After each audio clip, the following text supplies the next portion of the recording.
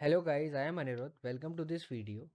इस वीडियो में हम थोड़ा और HTML कोड लिखना सीखेंगे एंड कुछ नए टैग्स को सीखेंगे।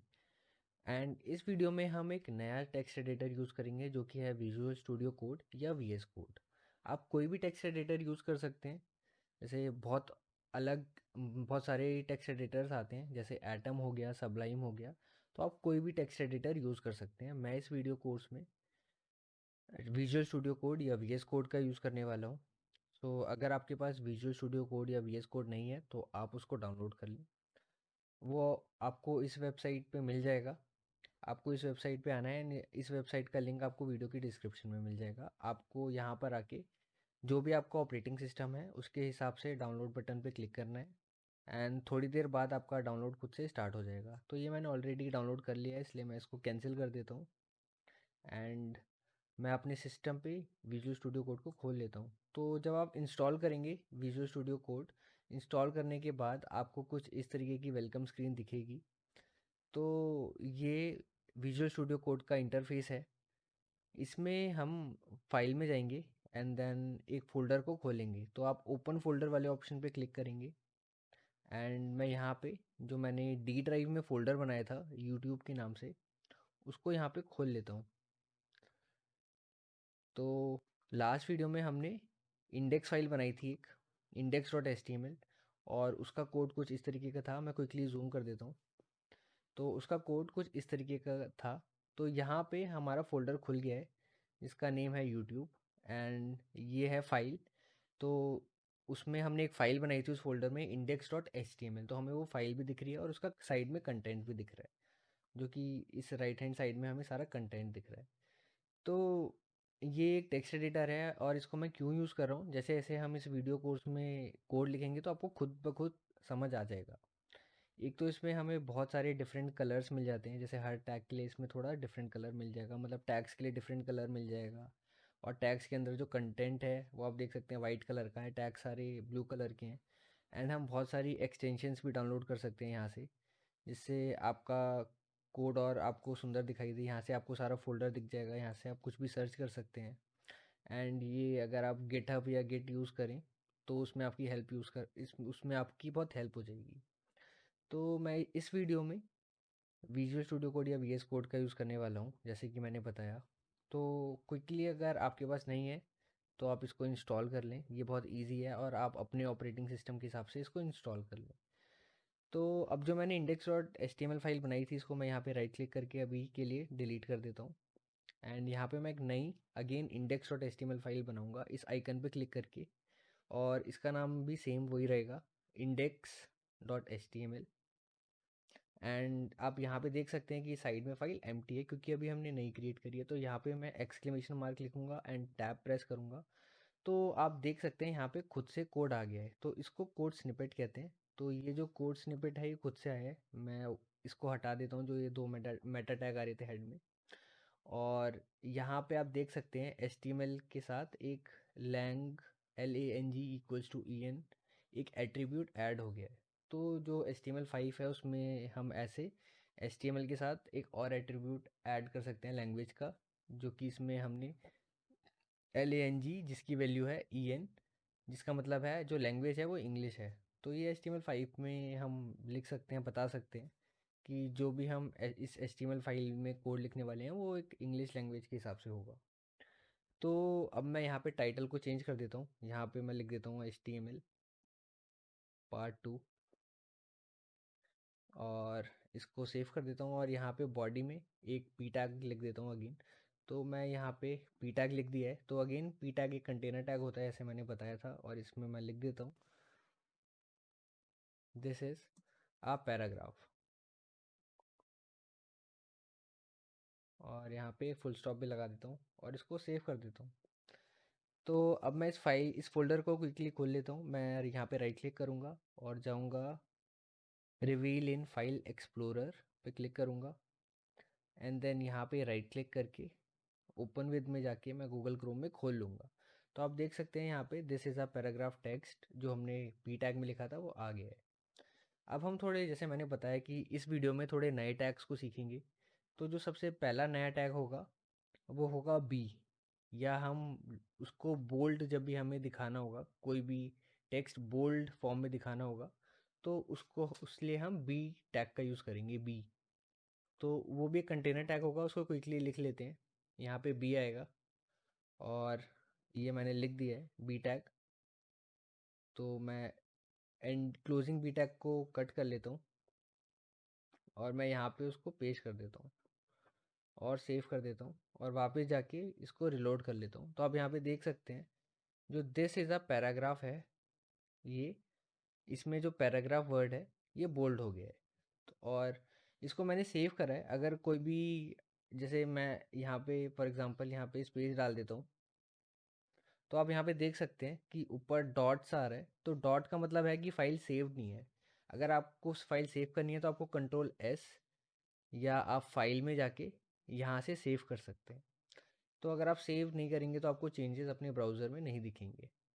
तो हम बी टैग का यूज़ कर सकते हैं। ऐसे ही जब हमें कुछ इटैलिक्स टेक्स्ट दिखाना हो तो उसके लिए हम आई टैग का यूज़ कर सकते हैं। तो मैं यहाँ पे क्विकली आई लिख देता हूँ। तो ये मैंने लिख दिया है यहाँ पे। तो जो आई टैग के अंदर लिखा है वो है पैराग्राफ। तो जो पैराग्राफ वर्ड होगा वो इटैलिक्स फॉर्म में आएगा और इसमें मैंने आई टैग का यूज़ करा है इटैलिक्स के लिए। तो मैं थोड़ा सा और मैं इसको बंद कर देता हूँ फोल्डर को। यहाँ पे क्लिक करके टॉगल हो जाता है और अब ऊपर देख सकते हैं यहाँ पे डॉट आ रहा है। तो इसका मतलब है फाइल सेव नहीं है। वाइट डॉट मतलब फाइल सेव नहीं है। मैं कंट्रोल एस पे क्लिक करूँगा तो सेव हो जाएगी, या कंट्रोल एस प्रेस करूँगा, सॉरी। अब क्विकली वापस ब्राउज़र में चलते हैं, रिलोड कर लेते हैं। तो आप देख सकते हैं जो पैराग्राफ वर्ड है अब वो इटैलिक्स में आ रहा है। तो इस तरीके से हम टेक्स्ट को चेंज कर सकते हैं, बोल्ड, इटैलिक्स, बी और आई टैग का यूज़ करके। अगेन ऐसे ही हमें जब अंडरलाइन करना हो तो हमारे लिए होता है यू टैग। तो मैं यहाँ पे लिख देता हूँ यू, और यू भी एक कंटेनर टैग होगा। इसमें एक ओपनिंग यू टैग होगा, एक क्लोजिंग यू टैग होगा और बीच में हम कुछ भी कंटेंट डाल सकते हैं। तो यहाँ पे मैंने पैराग्राफ वर्ड को यू टैग के अंदर लिखा है। एंड आप यहाँ पे नोट भी कर सकते हैं कि जो पैराग्राफ टैग है उसके अंदर टेक्स्ट है, एंड अगेन उसके अंदर और टैग है जो कि यू टैग है। तो हम एक टैग के अंदर मल्टीपल टैग्स डाल सकते हैं। जैसे बॉडी टैग के अंदर पी टैग है, वैसे ही पी टैग के अंदर टेक्स्ट है एंड यू टैग भी है।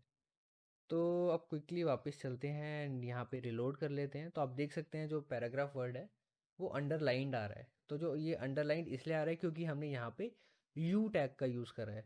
तो इस तरीके से हम B, U and I tag का यूज़ करके टेक्स्ट को चेंज कर सकते हैं।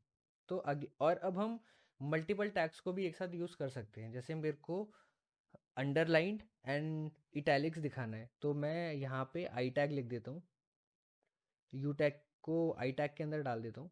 तो इसको मैं क्विकली कट कर लेता हूँ यहाँ से एंड यहाँ पे पेस्ट कर देता हूँ। तो अब मैंने जो यू टैग है ये एक आई टैग के अंदर है, और जो आई टैग है वो पैराग्राफ टैग के अंदर है। तो मैं इसको सेव कर लिया है मैंने। वापस चलता हूँ, रिलोड कर लेता हूँ। तो आप देख सकते हैं जो पैराग्राफ वर्ड है वो अंडरलाइंड भी है और इटैलिक्स में भी है। सो वापस वीएस कोड में चलते हैं। ऐसे ही इस तरीके से मैं यहाँ पे इसको बोल्ड भी कर सकता हूँ। तो ये मैंने बी टैग लिख दिया है, इसका क्लोजिंग टैग यहाँ से कट कर लेता हूँ और यहाँ पे पेस्ट कर देता हूँ। तो आप देख सकते हैं ये बी टैग है। बी टैग मतलब बोल्ड के लिए, आई टैग मत और इसके अंदर आई टैग है जो कि इटैलिक्स के लिए होता है, एंड देन यू टैग है जो कि अंडरलाइन करने के लिए होता है। और मैं यहाँ पे इसे सेव कर देता हूँ एंड रिलोड कर लेता हूँ। तो अब जो पैराग्राफ वर्ड है वो अंडरलाइंड भी है, बोल्ड भी है, इटैलिक्स भी है। तो यहाँ पे हमने मल्टीपल टैग्स का यूज़ करा है। हमने यहाँ पे 4 टैग का यूज़ करा है। सबसे पहले एक पैराग्राफ टैग है, उसके अंदर हमने कुछ टेक्स्ट लिखा है, और फिर बोल्ड टैग है जो कि बी टैग होता है, देन आई टैग है इटैलिक्स के लिए, देन उसके अंदर यू टैग है अंडरलाइन करने के लिए। तो इस तरीके से हम टैग्स का यूज़ करके अपनी वेबसाइट में अलग अलग टाइप का टेक्स्ट दिखा सकते हैं। तो अब हमने 3 नए टैग सीख लिए हैं। अब आगे बढ़ते हैं एंड कुछ और टैग्स देखते हैं। तो मैं क्विकली ये तीनों टैग हटा देता हूँ।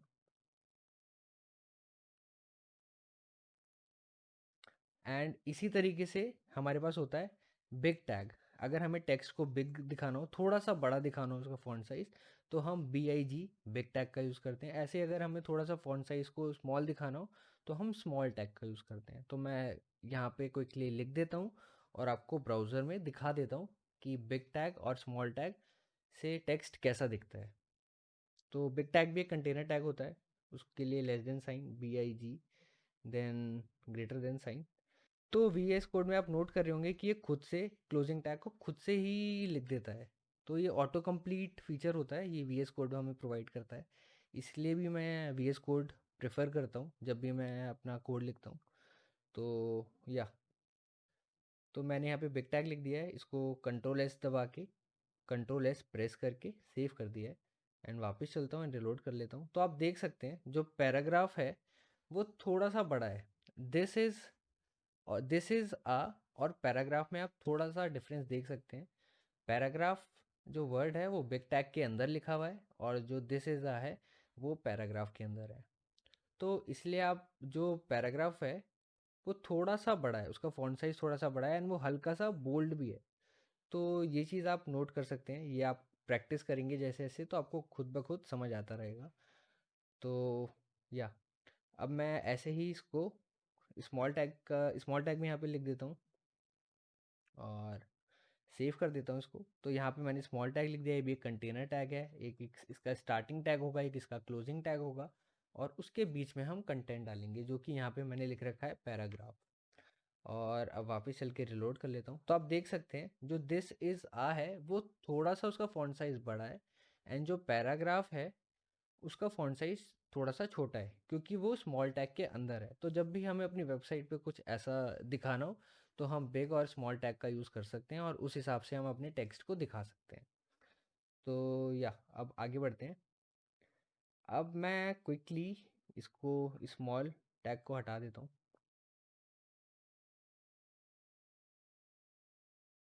और मैं इसको कॉपी करके पेस्ट कर देता हूँ और यहाँ पे लिख देता हूँ जो मैंने दूसरा पैराग्राफ बनाया है, this is another, and save कर देता हूँ।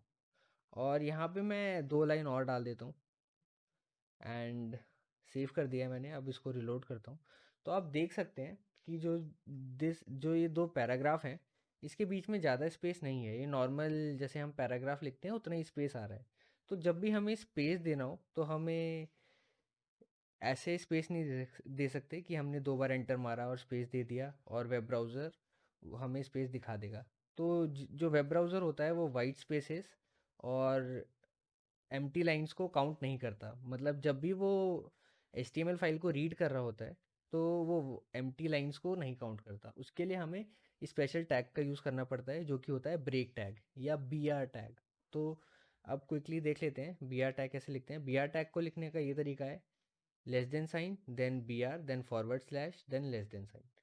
तो इस तरीके से आप ब्रेक टैग लिख सकते हो और इससे एक वाइट लाइन आपको मिल जाएगी, एक वाइट लाइन या एक लाइन मिल जाएगी। मतलब आपको जब भी अपनी वेबसाइट पे कुछ एक लाइन ब्रेक दिखाना हो तो आप ब्रेक टैग का यूज़ कर सकते हो। तो ये एक आप इसमें नोटिस करेंगे कि ये इसमें ओनली स्टार्टिंग टैग है, क्लोजिंग टैग नहीं है। तो इसको सेल्फ क्लोजिंग टैग बोलते हैं। मतलब ये कंटेनर टैग नहीं है, ये एक सेल्फ क्लोजिंग टैग है। तो जो ब्रेक टैग होता है वो होता है सेल्फ क्लोजिंग टैग, इसके लिए हमें क्लोजिंग टैग लिखने की ज़रूरत नहीं होती। तो अब मैं इसे कंट्रोल S दबा के सेव कर लूँगा और रिलोड करूँगा। तो आप देख सकते हैं इन दोनों पैराग्राफ के बीच में एक लाइन आ गई है, एम्प्टी लाइन आ गई है। तो जो वो एम्प्टी लाइन आ रही है या लाइन ब्रेक आ रहा है वो ब्रेक टैग की हेल्प से आ रहा है। अब मैं अगेन इसको कॉपी पेस्ट करके एक और लाइन डाल देता हूँ और वापस जाके रिलोड कर देता हूँ ताकि आपको चेंज अच्छे से विजिबल हो पाए। अब यहाँ पे आप 2 लाइन ब्रेक देख सकते हैं दोनों पैराग्राफ के बीच में। तो आपको याद रखना है जब भी वेब ब्राउज़र HTML फाइल को रीड कर रहा होता है तो वो एम्प्टी लाइंस को रीड नहीं करता। या तो इस तरीके से हम लाइन ब्रेक दिखा सकते हैं। और इसी तरीके से एक और टैग भी होता है जो कि होता है HR टैग या हॉरिजॉन्टल रो के लिए। तो वो भी हम ऐसे लिखते हैं HR forward slash and greater than sign. तो मैं इसे सेव कर लेता हूँ। तो जो HR टैग होता है इससे हमें एक हॉरिजॉन्टल रो मिल जाती है, एक स्ट्रेट लाइन मिल जाती है जो कि पूरी विड्थ ले रही होती है स्क्रीन की। तो वापस चलते हैं, रिलोड कर लेता हूँ। तो आप यहाँ पे एक देख सकते हैं जो ये लाइन आ रही है, ये HR जो हमने टैग लिखा है या हॉरिजॉन्टल रो टैग लिखा है उसकी हेल्प से आ रही है। तो जो एच आर टैग होता है वो भी सेल्फ क्लोजिंग टैग होता है। एंड इसको हम कुछ इस तरीके से भी लिख सकते हैं, less than sign H R then greater than sign. तो हम जो फॉरवर्ड स्लैश है उसे हटा भी सकते हैं, लेकिन बेस्ट प्रैक्टिस यही मानी जाती है कि आप फॉरवर्ड स्लैश का यूज़ करें। तो मैं इसे सेव कर लेता हूँ और आपको क्विकली क्विकली दिखा भी देता हूँ कि हम स्लैश लगाएं या ना लगाएं, उससे फ़र्क नहीं पड़ता। तो यहाँ पे मैंने फॉरवर्ड स्लैश नहीं लिखा है, लगाया नीचे वाले एच आर टैग में। और इसी तरीके से हम बी आर में से भी फॉरवर्ड स्लैश हटा सकते हैं दोनों। तो इससे इस तरीके से हमें जब भी अपनी साइट पे हॉरिजॉन्टल रो दिखानी हो तो दिखा सकते हैं, और अगर हमें कोई लाइन ब्रेक दिखाना हो तो बी आर टैग का यूज़ करके दिखा सकते हैं। तो या हमें अब आगे बढ़ते हैं। अब क्विकली हम देख लेते हैं कि हमें कमेंट लिखना हो तो वो हम कैसे लिखते हैं।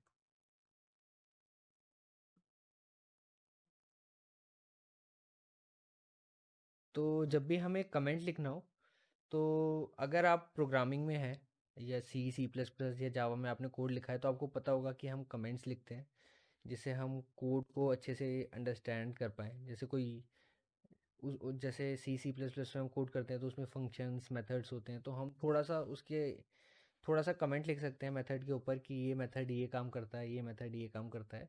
वैसे तो मेथड्स के नाम ऐसे होने चाहिए कि वो सेल्फ एक्सप्लेनेटरी हों, खुद से समझ आ जाए, लेकिन यहाँ हमें कभी कभार कमेंट्स की ज़रूरत पड़ जाती है। तो इसी तरीके से HTML में भी कमेंट्स होते हैं जो वेब ब्राउज़र रीड नहीं करता, लेकिन वो हमारी अंडरस्टैंडिंग के लिए होते हैं। फॉर एग्ज़ाम्पल, अगर हम बहुत बड़ी वेबसाइट बना रहे हैं और हमने वहाँ पे 1000 2000 लाइन का कोड लिखा, तो शायद हमें कमेंट्स की ज़रूरत पड़ जाए कि जो इतना कोड है ये हेडर का है, पार्ट है, इतना कोड है, इसमें इमेज दिखती है हमारी वेबसाइट पे, इतना कोड है, इसमें हमारा एक फॉर्म है या साइन अप फॉर्म है जिससे यूज़र साइन अप कर सकता है हमारी वेबसाइट पे। तो उस तरीके के कमेंट्स लिखने के लिए हम कमेंट्स का यूज़ कर सकते हैं। तो जो कमेंट और कमेंट इसलिए भी हेल्प करते हैं, जैसे फॉर एग्जांपल 5 लोग काम कर रहे हैं एक वेबसाइट पे, तो एक यूज जो दूसरा बंदा है उसको शायद ना पता हो कि ये कोड क्या काम करता है, तो वो कमेंट पढ़ लेगा और उसको उसकी हेल्प से पता चल जाएगा कि ये कोड ये काम करता है। तो इसलिए हम कमेंट्स का यूज़ करते हैं। तो HTML में कैसे कमेंट लिखते हैं वो हम क्विकली देख लेते हैं। तो उसके लिए हम लिखते हैं less than sign exclamation mark then two hyphen, और फिर उसको क्लोज करने के लिए भी हमें टू हाइफन लगाने पड़ते हैं और एक ग्रेटर देन साइन लगाना पड़ता है। तो इसमें ऑटो कंप्लीट की वजह से VS कोड में ऑटो कंप्लीट की वजह से इसने खुद से हमारा क्लोज कर दिया है कमेंट। तो इस तरीके से आप कमेंट लिख सकते हैं, और इसके बीच में आपको जो भी कमेंट लिखना है यहाँ पे कमेंट आ सकता है आपका, कुछ भी XYZ जो भी आपको लिखना है। और ये वेब ब्राउज़र रीड नहीं करता, तो मैं इसको सेव कर देता हूँ और रिलोड कर लेता हूँ। तो आप यहाँ पे देख सकते हैं H1 टैग में हमने कमेंट्स लिखा था तो बस वही दिख रहा है, और वो हमें कमेंट नहीं दिख रहा है क्योंकि वेब ब्राउज़र कमेंट को रीड नहीं करता। तो या इस तरीके से आप कमेंट लिख सकते हैं, एंड कमेंट को आप मल्टी लाइन में भी लिख सकते हैं। तो मल्टी लाइन कमेंट कैसे लिखते हैं वो भी क्विकली देख लेते हैं। तो यहाँ पे मैं लिख देता हूँ मल्टी लाइन कमेंट। तो ये जो कमेंट है ये मल्टीपल लाइन्स में आ रहा है। तो आप सिमिलरली इसी तरीके से मल्टीपल लाइन में कमेंट लिख सकते हैं। और ये जो कमेंट होता है कभी कभार कोड को कमेंट करने के लिए भी हेल्प करता है। फॉर एग्जांपल, आपकी साइट में एक फॉर्म है और आपको टेम्परेरीली उस फॉर्म को नहीं दिखाना, तो आप जो जितना भी फॉर्म का कोड है, मतलब साइन अप फॉर्म का जो भी कोड है, आप उसको कमेंट कर सकते हैं थोड़ी देर के लिए जब आप डेवलपमेंट कर रहे हैं, या कुछ भी आप अपनी नीड के हिसाब से कोड को कमेंट कर सकते हैं। तो कमेंट्स वहाँ पे भी आपकी हेल्प करते हैं। एंड आप इस तरीके से कमेंट लिख सकते हैं। जो ये वाला है ये सिंगल लाइन कमेंट है। सिंगल लाइन मतलब एक लाइन में, और ऐसे आप मल्टीपल लाइन में भी कमेंट्स लिख सकते हैं। लेकिन आपको याद रखना है कमेंट को ऐसे ओपन करते हैं और ऐसे क्लोज करते हैं। तो ओपन करने के लिए क्या है, less than sign exclamation mark then double hyphen या 2 बार माइनस, एंड इसी तरीके से क्लोज करने के लिए 2 बार hyphen and greater than sign. तो इस तरीके से आप अपनी वेबसाइट पे कमेंट्स लिख सकते हैं। एंड आपको ये भी याद रखना है जो वेब ब्राउज़र होता है वो कमेंट्स को नहीं रीड करता। वो जैसे ही हमारी HTML फाइल को रीड कर रहा होता है तो वो हमारे कमेंट्स को नेग्लेक्ट कर देता है, वो उनको रीड नहीं करता। तो इस तरीके से आप कमेंट्स अपनी वेबसाइट में जब भी आप अपने वेब पेज बना रहे हो तो इस तरीके से कमेंट्स लिख सकते हैं। अब क्विकली देख लेते हैं कि अगर हमें अपने जो टेक्स्ट है उसको कलर देना है तो हम कैसे दें, तो स्टाइल एंड कलर्स को हम क्विकली देख लेते हैं। तो यहाँ पे मैं अगेन एक पैराग्राफ बना देता हूँ और यहाँ पे मैं लिख देता हूँ कुछ रैंडम सा टेक्स्ट। तो यहाँ पे मैंने कुछ रैंडम सा टेक्स्ट लिख दिया है, इसको सेव कर लेता हूँ और यहाँ पे रिलोड कर लेता हूँ। तो आपको दिख जाएगा। अब आई वांट कि जो ये पैराग्राफ टेक्स्ट है ये रेड कलर का है, तो रेड कलर का ही कैसे आएगा, उसके लिए मेरे को CSS का यूज़ करना पड़ेगा। आई नो CSS इस वीडियो का पार्ट नहीं है, लेकिन मैं आपको थोड़ा सा CSS का इंट्रोडक्शन इस वीडियो में भी देना चाहता हूँ। तो उसके लिए हमें एक एट्रीब्यूट का यूज़ करना पड़ेगा जो कि है स्टाइल एट्रीब्यूट सॉरी। तो स्टाइल कोई भी एट्रीब्यूट होता है उसको हम स्टार्टिंग टैग में लिखते हैं। फॉर एग्जांपल यहाँ पे P स्टार्टिंग टैग है, तो ये वाला पैराग्राफ का स्टार्टिंग टैग है, तो यहाँ पे हम एट्रीब्यूट लिख सकते हैं। तो एट्रीब्यूट का नेम आता है, फिर इक्वल टू साइन आता है, फिर डबल कोट्स में या सिंगल कोट में उसकी वैल्यू आती है। तो जैसे अगर हमें स्टाइल एट्रीब्यूट लिखना है तो मेरे को यहाँ पे लिखना पड़ेगा style equal to and then double quotes. तो इस तरीके से जो ये स्टाइल है ये एक एट्रीब्यूट हो गया, और कई लोग इसको प्रॉपर्टी भी बोलते हैं। तो आप जो भी आप जिसमें भी आप कंफर्टेबल रहें, लेकिन आप इसको एट्रीब्यूट ही बोलिए। तो इसमें स्टाइल में जो हमने स्टाइल दिया है, इसमें हम बता सकते हैं कि हमें अपने टेक्स्ट को क्या कलर देना है या क्या बैकग्राउंड कलर देना है। तो फॉर एग्जांपल अगर मेरे को रेड कलर देना है तो मैं यहाँ पे लिख सकता हूँ colour colon RED red and then semicolon. तो इस तरीके से ये स्टाइल है, ये एक एट्रीब्यूट है। मतलब हम ओपनिंग टैग में एक एट्रीब्यूट लिखा है जिसका नाम है स्टाइल। और इक्वल टू में फिर हम लिखते हैं इक्वल टू, फिर देन हम लिखते हैं डबल कोट्स में कलर कोलन रेड। तो इससे क्या होगा, जो टेक्स्ट कलर है या फॉन्ट कलर है वो रेड हो जाएगा। अब मैं इसे सेव कर लेता हूँ और ब्राउज़र में जाके रिलोड कर लेता हूँ, तो आप देख सकते हैं कि जो पैराग्राफ का जो टेक्स्ट कलर है या फॉन्ट कलर है वो रेड हो गया है। ऐसे ही मैं इसको यहाँ से ब्लू कर सकता हूँ, और अब फॉन्ट कलर इसका ब्लू हो गया।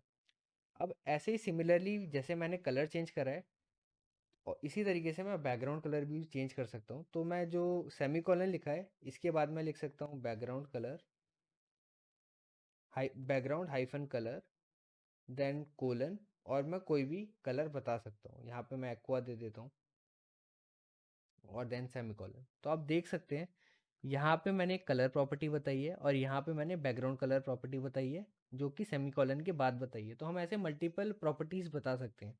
स्टाइल एक एट्रीब्यूट है और उसके अंदर हम प्रॉपर्टी और उसकी वैल्यू बता सकते हैं। जो कि सबसे पहली प्रॉपर्टी है वो है कलर, इसकी वैल्यू है ब्लू।